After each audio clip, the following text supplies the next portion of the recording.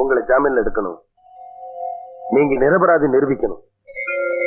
அதானே ஏற்கனவே ஏற்பாடு செஞ்சுட்டு வந்துட்டேன். இல்ல மருது, இல்ல. எனக்கு தேவை இந்த சிறையில இருந்து விடுதலை இல்ல, என் மனசு போட்டு தச்சிட்டு இருக்கிற உறுத்தல் இருந்துதான். மருது, நான் உங்க மனைவியை பார்க்கணும், அழைச்சிட்டு வருவீங்களா? இவ்வளவுக்கு காரணம் அவதான். அவ முகத்துல என்ன முழிக்க சொல்றீங்க?